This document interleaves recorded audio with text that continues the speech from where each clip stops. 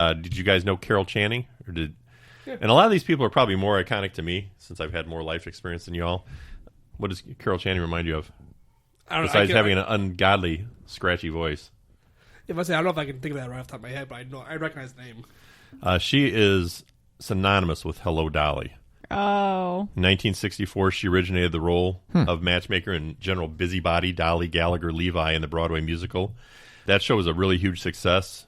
She later starred in Broadway revivals and in touring productions, performing that musical more than 5,000 times. Wow. She was Dolly. Ooh. That's a lot of times. James Ingram, the Grammy-winning singer who launched multiple hits on the R&B and pop charts. Also earned 2 Oscar nominations for his songwriting. He died this year at 66 years old. In the world of sports, Frank Robinson. Did they mean anything to you, Don? Well, it's 2 names that I'm familiar with. Frank and Robinson? But when you put them together, it's not doing anything. He was a baseball Hall of Famer, outfielder, manager. He was an MVP in '61 in the NL rather. He was a 14-time All-Star, the only player ever to be most valuable player of both leagues. He also became the first black manager in big league history. So he was very, very very trivia worthy. Yeah. Albert Finney, the English actor. Know him by any chance? No. Nope. He was nominated for an Academy Award 5 times, 4 times as Best Actor. He's really quite good. Guy by the name of Peter Tork. Mean anything to any of y'all? Nope. Me. He was one of the Monkees. Oh, really? Yes, he was the nerd of the Monkees. And actually the only one that really was a musician. He was a goofy-looking blonde guy. He was always the one that usually on the butt end of everything that was going on. Catherine Hellmond. Might know her better from her work on Who is the Boss? I don't know if I've ever actually seen that show. No? Oh, I have. The Mother. And Soap is what I knew her best from. Did you ever watch those old? No. Those are incredibly not politically correct. That was where Billy Crystal he became the first openly gay character. I think that was her nephew on that one. Andre Previn. He's a German-born American conductor. Led the London Symphony. He was an incredible pianist, composer. He won 4 Oscars for his film work, 10 Grammy Awards for film, jazz, classical recordings, as well as a Lifetime Achievement Prize in 2009. He actually was the guest conductor for a number of huge orchestras across the United States as well. But London Symphony is who he's most known for. Don't expect you to know this one, a guy by the name of Juan Corona. He was a Mexican-born American serial killer who died in prison at 85. He was a labor contractor who was dubbed the Machete Murderer for hacking and killing 25 migrant workers in California. Oof. At the time of his sentencing, he was the worst serial murderer in the American history. Wow. Really? Yeah. Whoa. Now, this one goes out to our good friend Curtis. King Kong Bundy. You guys know him? He's a wrestler, That is correct. I guessed. 6'4", 450 pound.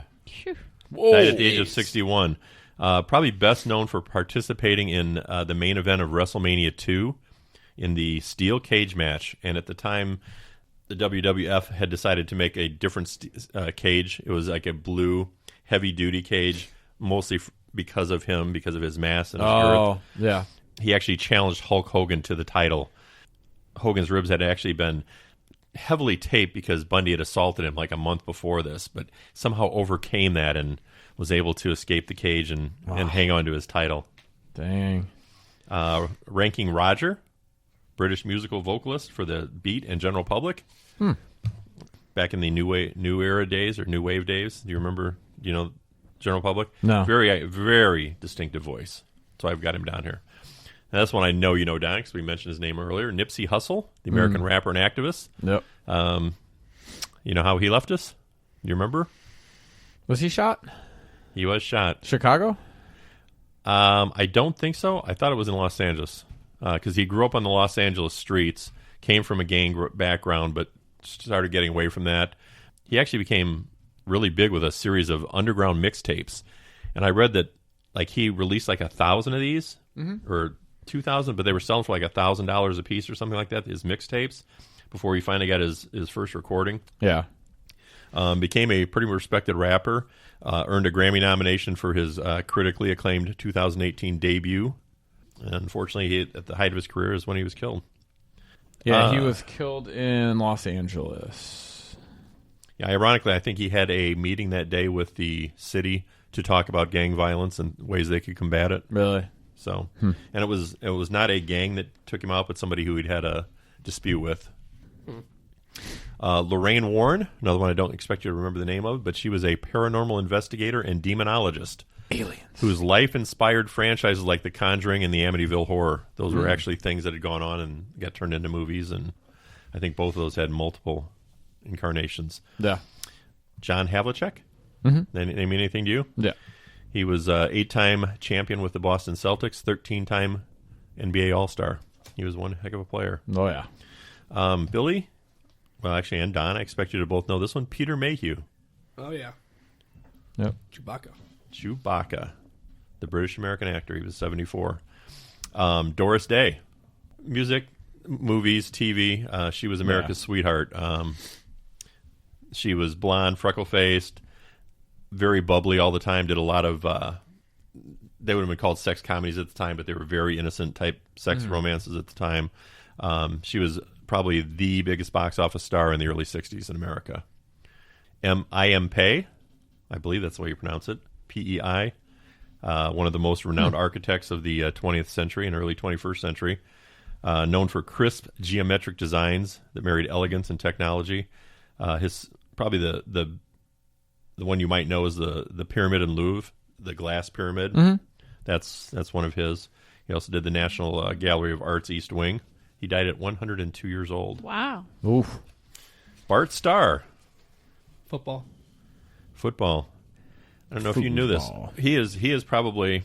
I mean, Brett Favre has probably eclipsed most of his actual records due to longevity and things like that, but Bart Starr was the Packers franchise for many years. He was a 17th round draft pick in 1956. He led the Packers to 6 division titles, 5 NFL Were there titles. 17 rounds?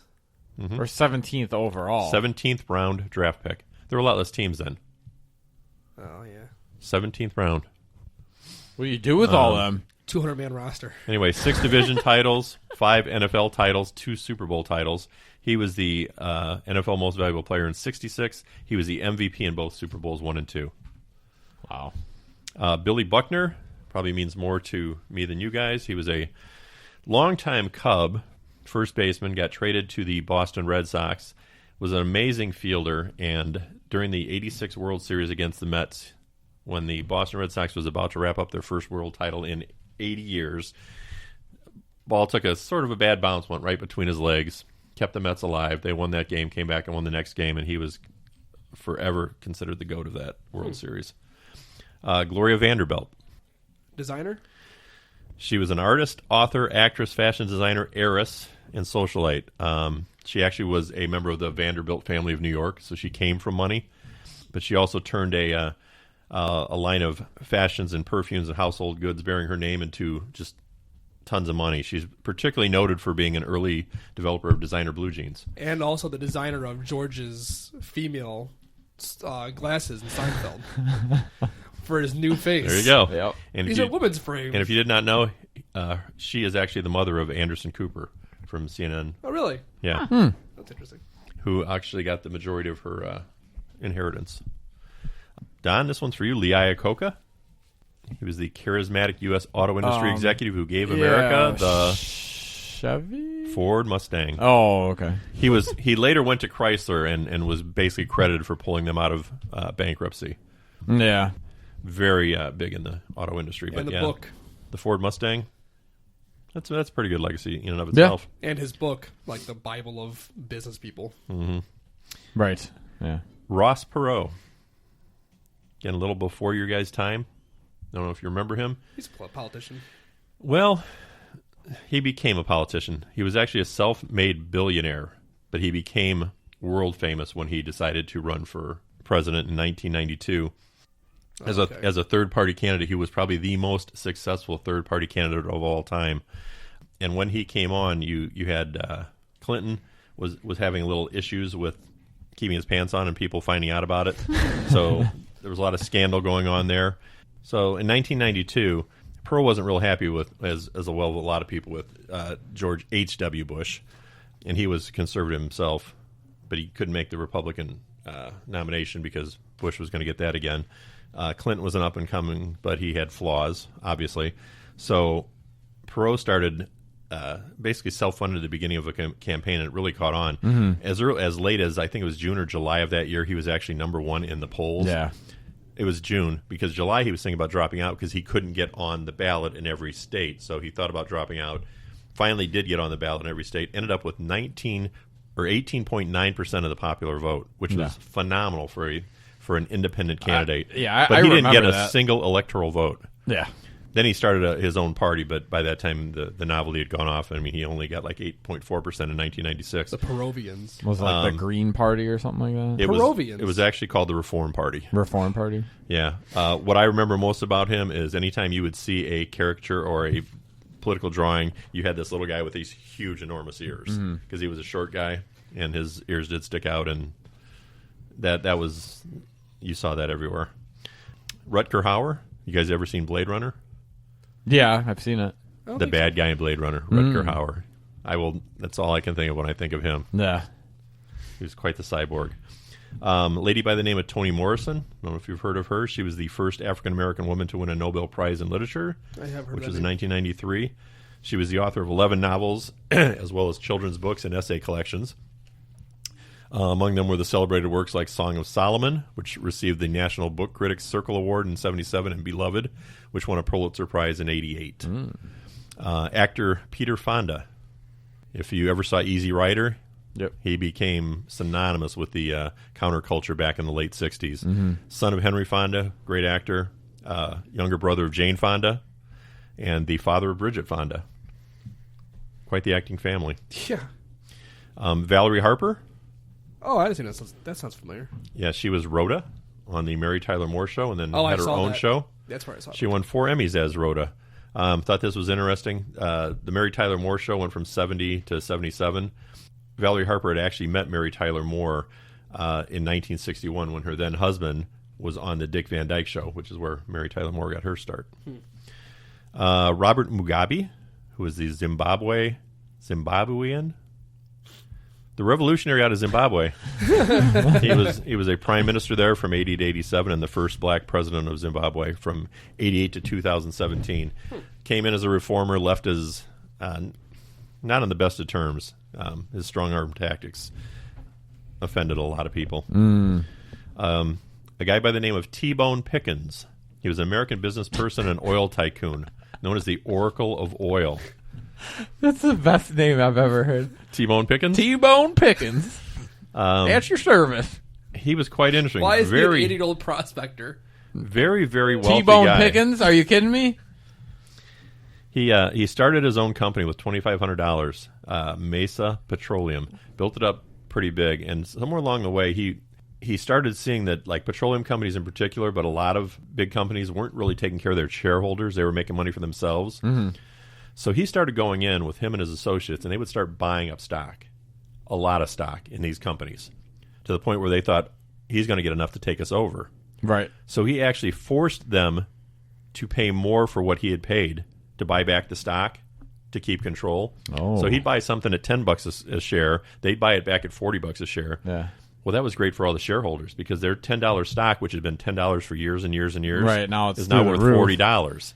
So he made a lot of people a lot of money, and it really changed the way that. And I mean, he did this repeatedly. He made a buttload of money, but it really got a lot of the companies to start worrying about their shareholders more than just their own bottom line, because at the end of the day, the shareholders, had some stake in this, and so that was his biggest claim to fame. Could almost say that he picked them apart. Yeah, almost. Donald. Got a couple musical ones for you. Eddie Money. Yeah. I'm sure you know who he was.